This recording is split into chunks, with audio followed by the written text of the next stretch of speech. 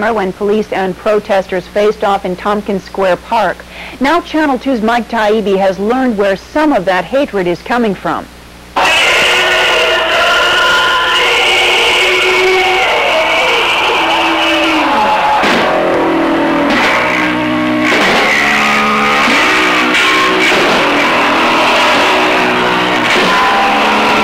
What you're looking at and listening to is not music. It's something new, something called combat art. Your house is mine! Your house is mine! 1933 to 1988! This is Germany! At the end of each performance, there is combat. Bottles and other bits of metal and glass fly into the audience and are hurled back to the stage. The performers spit into the crowd, curse and threaten their audience. They hurl their instruments, even heavy cast-iron mic stands, and often as not, what's thrown out comes right back at them. They jump off the stage to fly a booted kick at an unsuspecting groin.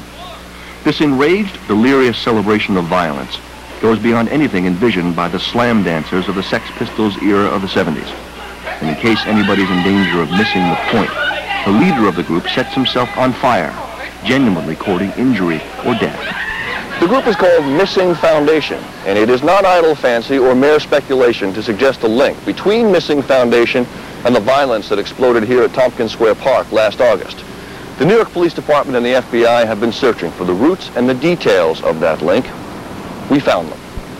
The hints have been proliferating like a random virus all over the Lower East Side. It began 3 years ago when Missing Foundation first came together with the appearance of this symbol.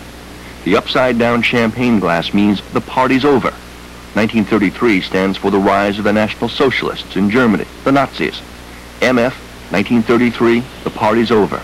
By this summer, the symbolism was everywhere and spreading fast, reaching as far north as Fifth Avenue at 20th Street, as far south as the abandoned band shell in East River Park. And everywhere you look, on cars, filling every available patch of wall or brick in Alphabet City. Then, this summer, this professionally produced poster began appearing. Missing Foundation announced a credo. We are not going to act civilized in this blank city. Landlords, yuppies, the police were identified as the enemies. Missing Foundation, or others in the name of Missing Foundation, advocated attacks against them all. And through the summer, almost no one knew who the members of Missing Foundation were. They gave phony names or none at all. Their performances, some of which we have on a home video we obtained, were impromptu, unannounced, rarely in established venues. But word spread of their affection for violence and their eagerness to fly over the edge, all in the name of a stark and familiar credo on the Lower East Side. Your house is mine. Eat the rich. Die yuppie scum. According to writer R.J. Smith, the first journalist to have so much as a barstool conversation with a couple of members of Missing Foundation, the group is not about violence, but about destruction much bigger than that.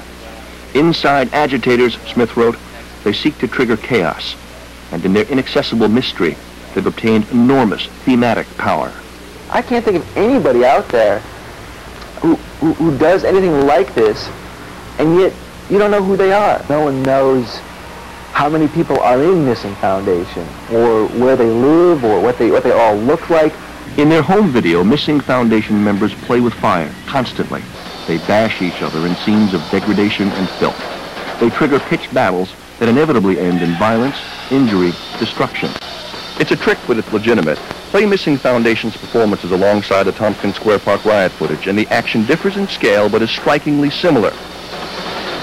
The fires everywhere, the random destruction, the bottles and other things hurled into the crowd of whoever is looking on.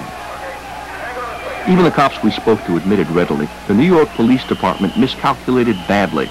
There never should have been a mass show of force, either on August 7th or the week before, to enforce something as simple as a curfew and the city's noise ordinance. And many individual cops acted with brutality and stupidity. But Missing Foundation was involved in this riot in more ways than one, as we'll show in the reports to follow.